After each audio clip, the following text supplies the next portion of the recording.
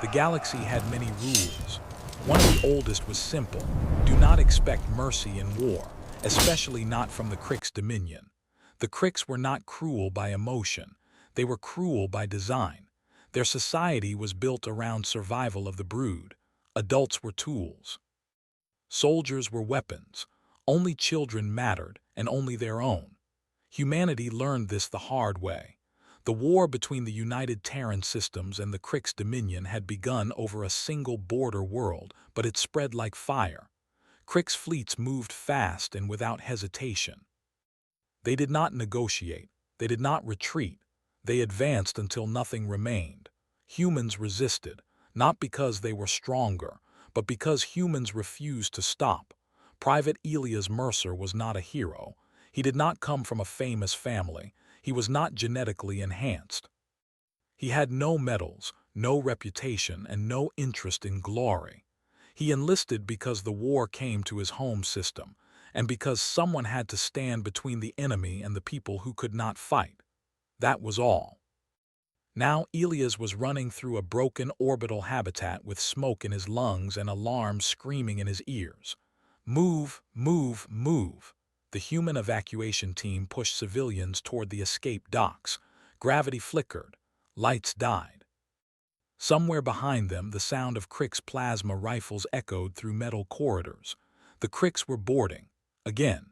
Elias covered the rear, his rifle shaking slightly as he fired short, controlled bursts down the hallway. Blue plasma bolts splashed against walls and shields. The Krix did not scream when hit. They simply fell or kept coming. "Last shuttle is loading," someone shouted over the comms. Elias turned to fall back when the floor beneath him exploded. The blast threw him against the wall. His helmet cracked. His ears rang. For a moment the world became nothing but noise and pain. When his vision cleared, the corridor was empty. Too empty. The evac team was gone. The lights flickered, then died completely, leaving only emergency red strips along the floor. Smoke curled through the air like fog. Elias groaned and pushed himself up. His armor was damaged but still sealed. He checked his rifle, half charge left. "Mercer to command," he said. "I'm separated." Only static replied. He swallowed and started moving. The Krix liked corridors. They liked narrow spaces where escape was impossible. Elias kept his back to the wall, breathing slow, listening. That was when he heard it. Not a weapon, not boots. A sound small and broken. A whimper. Elias froze. He turned slowly and saw movement at the far end of the corridor. Something small stumbled into the red light. It was a Krix child. He knew immediately. The proportions were wrong for an adult. The armored plates were softer, uneven. Its limbs were thin, shaking as it tried to move. The child looked around in panic. Alone. Elias' heart slammed against his ribs. This wasn't possible. Krix children were never near the front lines, ever. They were kept deep within brood ships, guarded by entire units. The Krix would sacrifice 100 soldiers before risking a single child. Yet here it was. The child slipped and fell, hitting the metal floor with a soft, hollow sound. It made a sharp clicking noise, fear, maybe pain. Elias lowered his rifle without thinking. "Hey, it's okay," he whispered, even though the child could not understand him. The corridor shook. Heavy footsteps echoed from behind the child. Krix soldiers. Elias saw them before they rounded the corner, tall, armored, weapons glowing with charged plasma. They moved with purpose. They saw the child. They saw Elias. Time slowed. The Krix squad leader raised its rifle, not at Elias, at the child. Elias' mind rejected the image. Krix doctrine was clear: if a brood asset was compromised, it was destroyed to prevent capture. No hesitation. No exceptions. The Krix soldier fired. Elias moved. He did not think. He did not plan. His body acted before fear could stop it. He ran. He threw himself between the child and the plasma bolt. The blast hit him in the chest. Pain exploded through his body. His armor absorbed most of it, but not all. Heat burned through layers. His muscles locked. He slammed into the bulkhead behind him, breath ripped from his lungs. The rifle clattered from his hands. He slid to the floor, vision blurring. The plasma bolt had left a glowing crater in the wall behind him. The corridor went silent. The Crick's soldiers stared. The child stared. A human had taken a killing blow for an enemy child. The Crick squad leader stepped forward slowly, weapon raised again, this time aimed at Elia's head. The child made a sharp sound and crawled toward Elias, pressing against his side, its small armored plates trembling. The Cricks froze. Their entire worldview cracked in that moment. Elias tried to move, his body refused, his chest felt like fire. Each breath was shallow, painful. He looked at the child. Its eyes were wide and dark, too big for its face. "Don't be scared," he whispered. He did not know why he said it. The Crick's leader lowered its weapon by a fraction. Orders crackled through their comms, confused, urgent, uncertain. The Cricks did not understand what they were seeing. Finally, massive clawed hands grabbed Elias by the shoulders. He was lifted from the floor. The child was pulled away, screeching in panic. Elias' vision darkened as he was dragged down the corridor. He caught one last glimpse of the child, alive, unharmed, before everything went black. He woke to cold, metal beneath him, gravity steady, air unfamiliar. Elias groaned softly. Restraints held his arms and legs, but not tightly. His armor was gone. Bandages covered his chest, wrapped with surprising care. He turned his head. The room was large, circular, and unmistakably alien. Crick symbols glowed faintly on the walls. Guards stood silent at the edges, weapons lowered but ready.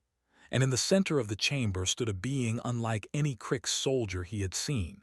She was enormous. Her armored plates were darker, older, marked with ceremonial etchings. Her presence pressed down on the room like gravity itself. Behind her, partially hidden, was the child, unharmed, watching him. The being stepped forward. "I am Broodmother Threxal," she said, her translator rendering the words in harsh, precise tones. "You live because my offspring lives." Elias swallowed, throat dry. "Then I guess that's fair," he said weakly. The Broodmother studied him. "Why," she asked slowly, "did you protect what is not yours?"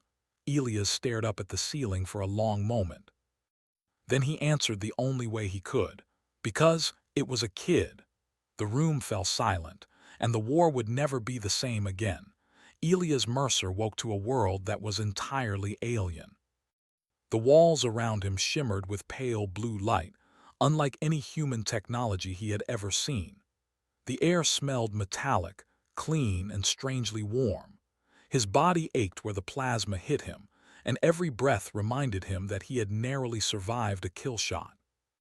Across the room, the child watched him. Its small claws tapped nervously against the floor. It was quiet now, but its enormous dark eyes, too large and too expressive for a Crick's, followed every twitch, every breath, every flicker of movement. And then there was Broodmother Threxal. She did not sit. She did not pace. She stood like a living monument of strength, taller and wider than any Crick soldier Elias had seen. Her armor was ceremonial, etched with intricate patterns that told stories he could not read. But her presence was heavier than the strongest metal. "Do you understand why you are alive?" Threxal asked. Her voice was calm, yet it carried authority that made Elias want to shrink. Elias hesitated. His throat was dry. "I saved the child. You saved what belongs to me. You interfered in Crick's law." Elias tried to meet her gaze, but it felt like staring into a star. "I didn't think about law, I didn't want it to die." For a moment the Broodmother said nothing. She merely studied him. Every soldier she had trained would have executed a human like Elias without hesitation. But this human had done something her species could not comprehend. "Curious," she finally said. "Humans, you value what is not yours." "Yes," Elias said simply. "Every kid deserves a chance. Doesn't matter whose it is." The words hung in the air like a strange fragrance. The Crick's guards shifted uneasily. They had been raised on one principle: enemies were expendable. Only Cricks mattered. And yet here was a human defying every rule instinctively. Threxal's eyes softened, not entirely, but enough that Elias noticed. "You will live," she declared. "Not as my prisoner, not as my servant, but as an anomaly. You will remain with me until I understand the logic behind your species." Elias blinked. "So, I'm not going to die." "You are alive because of the child," Threxal replied. "Harm it and your life is forfeit, protect it and you may live, perhaps even prosper." Elias swallowed hard. I don't know what to say." "Do not speak," she said. "Learn, observe. Perhaps your species may yet teach me something." The first days were the hardest. Elias was allowed to move freely inside the chamber but was never alone. Crick's guards hovered at the edges, silent and alert. Meals were brought automatically, delivered in trays of nutrient-rich paste that tasted faintly metallic. Elias missed real food. He missed water. He missed air that smelled like soil instead of machines. But the child was always there. The small Cricks, whom he began calling Kyra silently in his mind, seemed drawn to him. It would approach cautiously, hiding behind Threxal's massive form, then inch closer until its clawed hands touched his bandaged shoulder. Elias would smile and the little one would squeak, a soft, shy sound that almost sounded like laughter. It was enough to remind him why he had risked his life. Threxal, meanwhile, observed him constantly. She would enter the chamber without warning, study his actions, and leave again. Sometimes she would ask questions. "Why do humans fight when victory is impossible?" she asked one morning as Elias sat cross-legged on the floor, examining a small piece of alien tech left unattended. Elias shrugged. "Because giving up isn't an option. Someone has to keep going. Someone has to try." "You risk life without thought of reward," she pressed. "Not without thought, but sometimes the choice isn't about reward, it's about what's right." Threxal did not respond. She only watched. Days passed, and word of Elias' actions spread through the Crick's vessel. Soldiers whispered behind their armored backs. Some were confused, some angry, but a few silently began to respect him. The Cricks were not used to admiration for enemies. They were used to fear. The broodmother noticed this. "Your presence disrupts my ranks," she said one evening as Elias bandaged a small scrape on Kyra's arm. "Even without fighting, you change how my soldiers think. Tell me, do all humans have this effect?" Elias shook his head. "No, not everyone, but we all can if we try." Threxal tilted her head. The gesture was almost human. "Interesting. Your species does not merely resist. You influence, even when you do not intend to." Elias frowned. "I don't know about influence, I just do what I think is right." Kyra squeaked and grabbed his finger, holding on tightly. Elias looked at the little one and realized how much he had grown attached.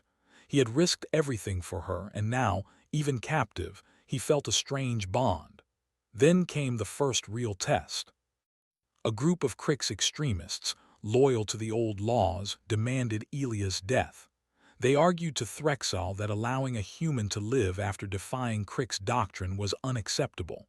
They called him a blight, a threat to Crick's order. Threxal did not answer immediately. Instead, she summoned Elias. "You will speak," she commanded. "Explain to me why these extremists are wrong. Convince me, human, convince me why your life should continue." Elias swallowed. His ribs still burned from the blast, but he forced himself to rise. "I don't know about convincing anyone," he said. "But killing me won't save anyone. It won't protect the child. It won't make your soldiers better, and it won't make the universe safer. I fought to protect the child, and I would do it again. That's all I can say." Threxal regarded him silently for a long moment. Then she said simply, "Your logic is unsound, yet it resonates." The extremists grumbled, but they dared not challenge her further. Elias realized with a faint shock that he had just survived another near-death moment. This time by reasoning alone. Time became a blur. He learned Crick's customs. He watched Kyra grow slightly stronger each day, learning coordination, confidence. He helped where he could. Small tasks, like reaching things the child could not or showing her how to manipulate simple tools. Kyra's bond with him deepened. The child began to mimic him, tilting her head the way he did, blinking at objects with curiosity. Elias smiled more in a day than he had in weeks, and Threxal watched, always watched. One evening she approached quietly, her massive form almost blending into the shadows. "Human," she said, "you risked yourself for an enemy's child. You taught her kindness. You endure without complaint. Explain why." Elias looked at her, thinking carefully. "Because if someone doesn't do it, no one will. Someone has to stand up. Someone has to make sure the smallest, the weakest, get a chance. If I can do it, I will. Even if it costs me everything." Threxal's eyes narrowed. "And your species will always act this way?" Elias shrugged. "Some of us, not everyone, but it's part of who we are. We survive not by being the strongest, but by helping each other, even enemies." The broodmother's silence lasted a long time, longer than Elias expected. Then she said, almost softly, "Perhaps there is more to humanity than I realized. Perhaps there is danger in your kind, not because you are powerful, but because you are unpredictable." It was not just Threxal who noticed. Crick's soldiers began whispering among themselves. If humans could defy their rules, protect their enemies, and endure what no Cricks could survive, what did that mean for Crick's dominance? Elias did not fully understand it yet. All he knew was that he was alive, that Kyra depended on him, and that he had earned a strange kind of respect among creatures who were trained to kill without thought. Then the warning came. "Human," Threxal said one morning, voice sharp. "Your presence will soon be tested again. Your species has been observed. A team approaches your sector. They may be friend or foe. You must act to protect the child at all costs." Elia's stomach twisted. He had faced Crick's soldiers before. He had survived plasma blasts. But now he realized he might have to face his own people, human soldiers who would not understand the situation. "Understood," he said simply, already planning his next move. Because if there was one thing Elias Mercer knew, it was this: he would protect the child. No matter the cost, and no matter who stood in his way. The Crick's vessel drifted silently in orbit above a lifeless moon. Its massive hull gleamed in the pale light, and yet inside, chaos was quietly building. Elias Mercer had grown accustomed to the broodmother's presence, to Kyra's tiny claws clinging to him, to the constant alien surveillance. But nothing could prepare him for what arrived that morning: the human rescue team.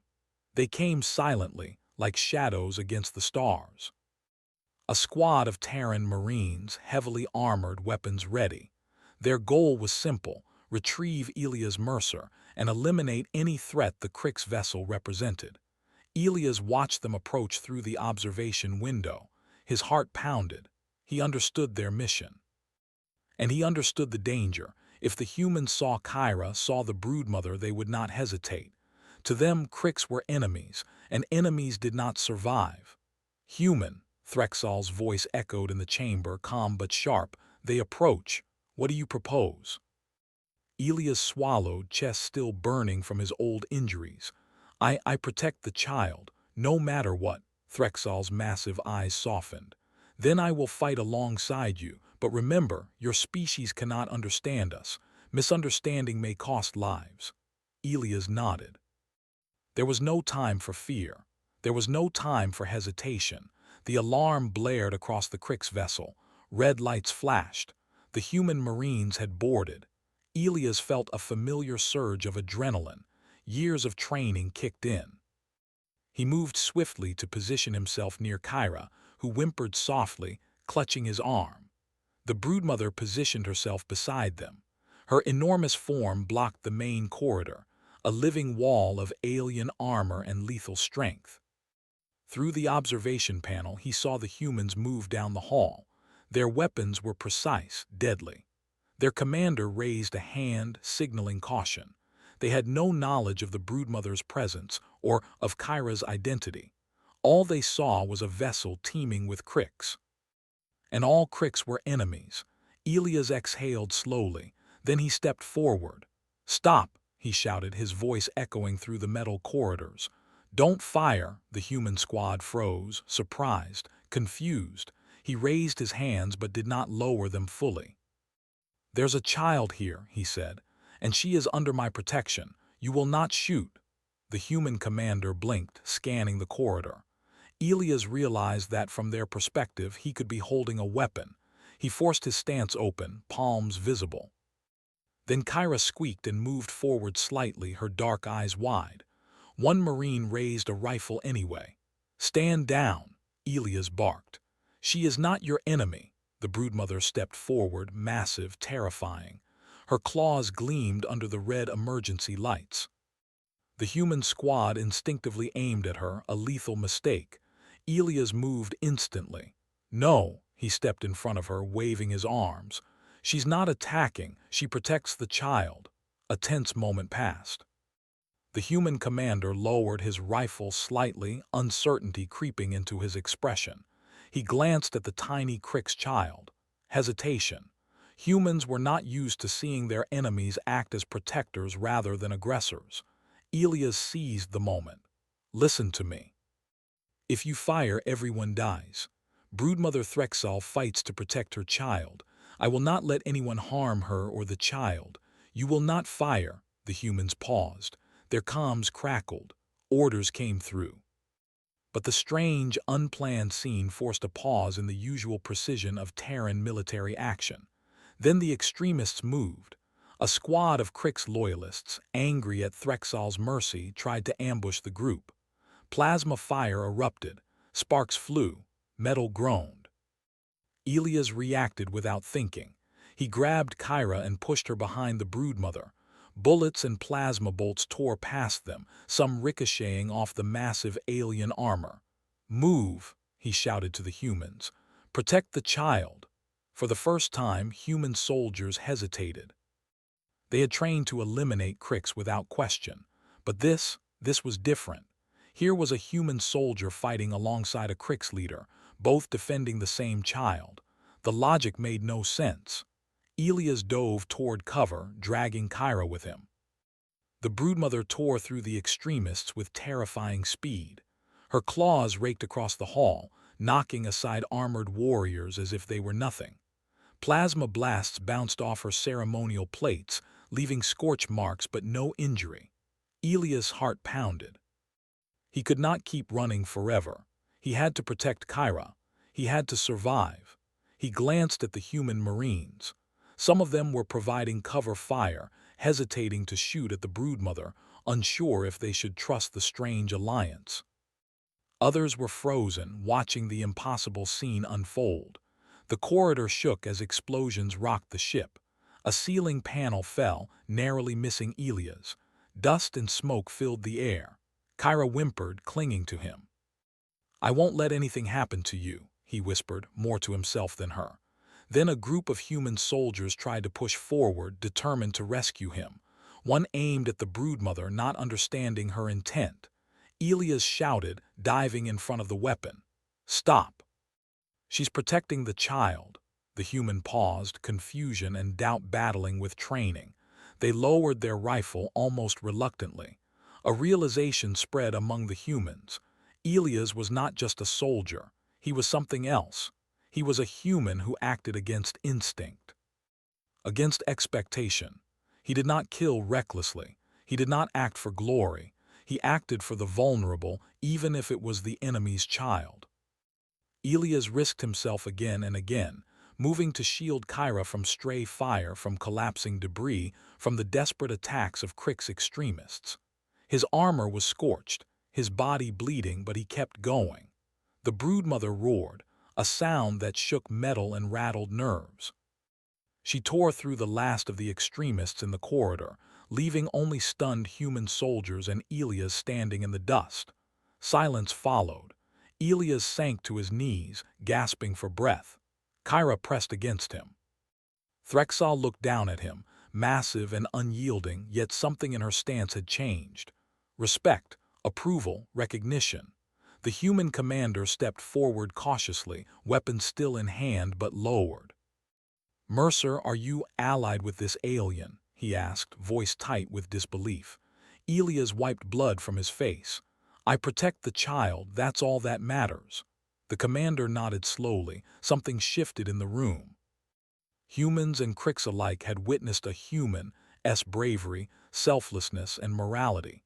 It was undeniable. It was HFY in action. For the first time, a soldier of humanity had proven to both friend and enemy that humans could act beyond expectation. That humans could inspire loyalty and respect, even among those bred to hate them. Threxal's massive form lowered slightly, a gesture Elias interpreted as approval. "You have done what no Cricks could. You protected my child, and in doing so you have shown something dangerous.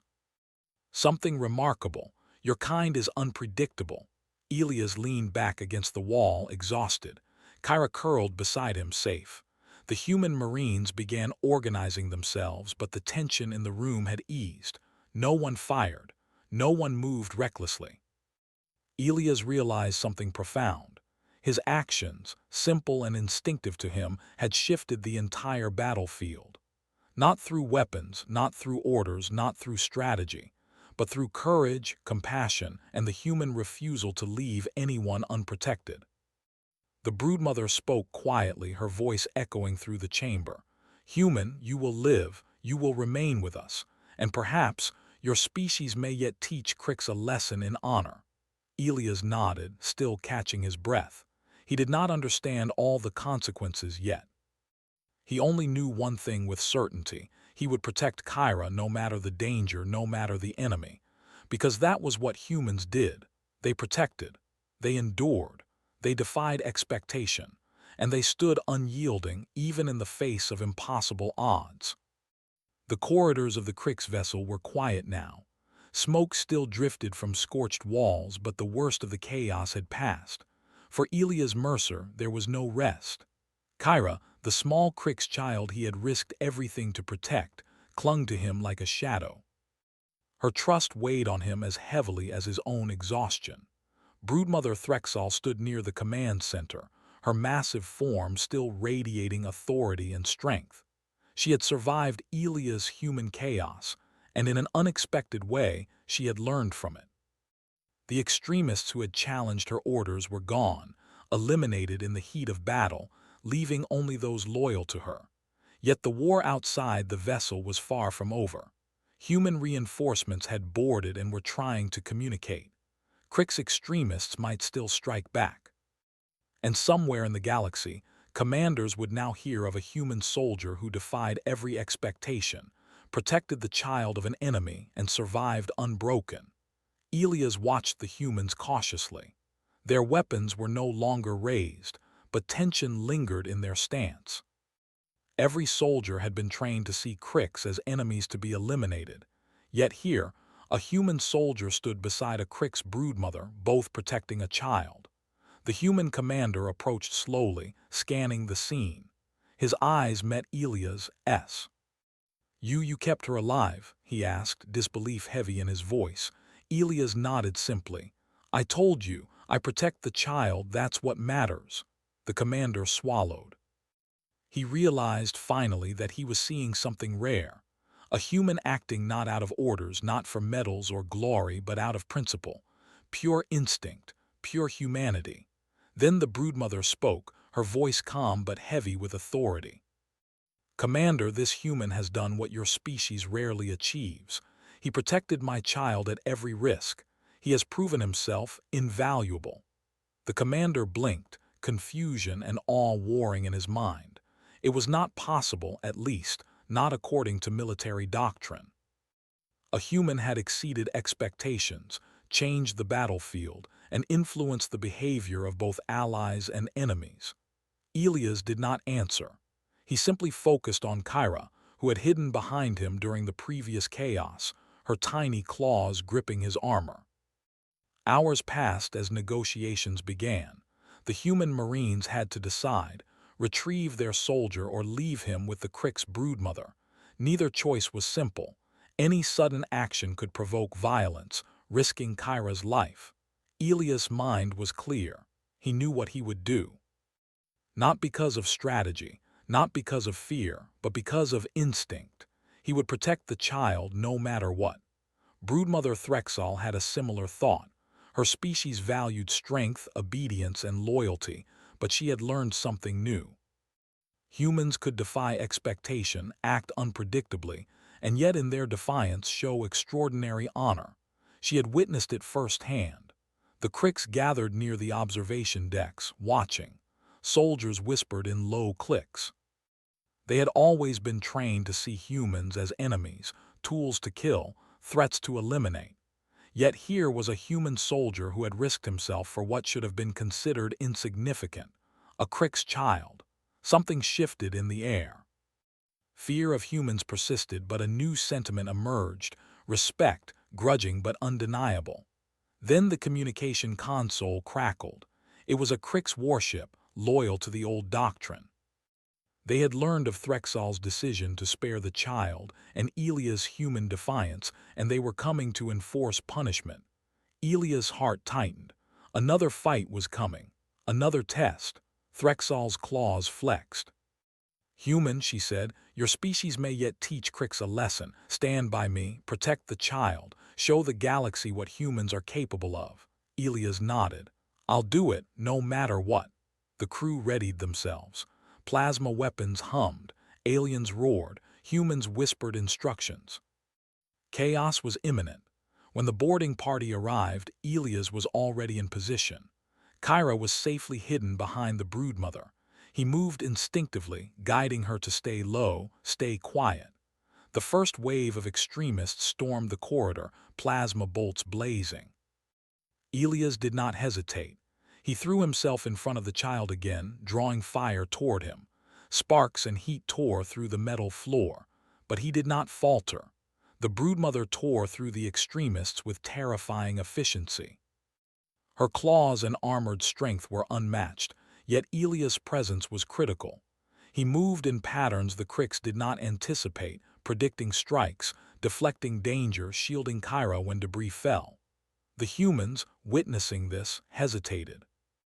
But slowly they began to cover him, realizing that Elias was not just a soldier. He was a force multiplier, a human whose courage and instincts reshaped the battlefield. Elias fought with everything he had. His body screamed in pain from previous injuries, but he ignored it.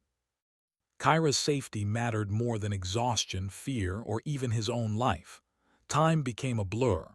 Plasma fire lit corridors in strobing flashes. Explosions shook the vessel. Soldiers fell. But Elias kept moving. Step by step, he guided Kyra and protected her.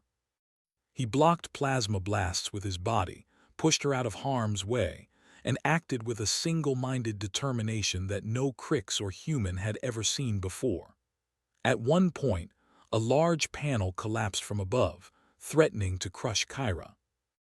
Elias dived, pushing her out of the way, taking the weight on his back. Pain tore through him, but he gritted his teeth. He could not let anything happen to the child. Threxal roared, tearing through the final wave of attackers. Her claws struck with precision, her armor glinting as she deflected plasma fire. And through it all, Elias kept moving, a shield of human instinct and determination. Finally, silence fell. The boarding party had been repelled. The extremists were neutralized. The human Marines, exhausted and stunned, lowered their weapons. They had seen something extraordinary, a human standing between life and death for another being, defying expectations, surviving impossible odds and emerging unbroken. Elias sank to his knees, breathing heavily. Kyra pressed against him, safe, unharmed. Threxal's massive form lowered beside them. She studied him, her eyes narrowed, not in anger but in respect. "You have done what no Cricks could," she said. "You have protected my child at every cost. You have acted without concern for glory or reward. You have demonstrated something remarkable, something dangerous, something human." Elias nodded, finally allowing himself a faint smile. "I just did what I had to do, that's all." Kyra squeaked happily, pressing her small claws against his chest. Elias hugged her gently. The human commander stepped forward, eyes wide. "Mercer, You've changed everything. You've shown us something we didn't expect, something we need to remember. Elias only shrugged. I protected the child. That's all I did. But the message had already spread. Across the galaxy, humans were being observed not as mere soldiers, not as predictable enemies, but as something far more dangerous, principled, brave, and unpredictable. Days later, a formal council convened aboard the Crix vessel. Threxal made her declaration. Elias Mercer, she said, her voice echoing through the chamber, you are brood-bound. By Crix law, any who harm you shall invoke the wrath of my entire brood. You are no longer merely a human soldier. You are a protector, a symbol, an anomaly. Your actions have demonstrated the value of courage and principle beyond species, beyond doctrine. Elias stood silently, chest still aching, yet proud. He had never sought recognition. He had only sought to do what was right. Kyra squeaked in agreement, climbing onto his shoulder. Threxal reached down, gently brushing her massive claws against the small child, a silent gesture of approval. The human commander, still in awe, nodded solemnly. Your species is not to be underestimated, not for strength alone, but for what it stands for. Elias realized then what he had become, not a hero in the traditional sense, not a legend of war, but a human who acted without hesitation, without expectation, and had changed the minds of both friends and enemies alike. And that, in the galaxy's harshest battle, was enough. The war did not end immediately. Crix forces still challenged human territory. But Elias' story spread like wildfire. Humans were no longer predictable. They were principled. They were brave. They were dangerous, not because of weapons alone, but because of their heart, their instincts, their courage. Elias Mercer returned to human space, accompanied by Kyra and under the protection of Threxal's brood-bound decree. Across the stars, soldiers on both sides whispered the same words. A human will protect the innocent, even in the enemy's arms. Do not underestimate them. And the galaxy remembered, because humans did not just fight. Humans endured. Humans protected. Humans stood where no one else would. And in that moment, every soldier, every commander, every alien being realized a terrifying and undeniable truth. Humans don't fight for conquest. They fight for what is right, and they will stand in front of anyone, friend or enemy, to prove it. Elias Mercer had become more than a soldier. He had become the human exception.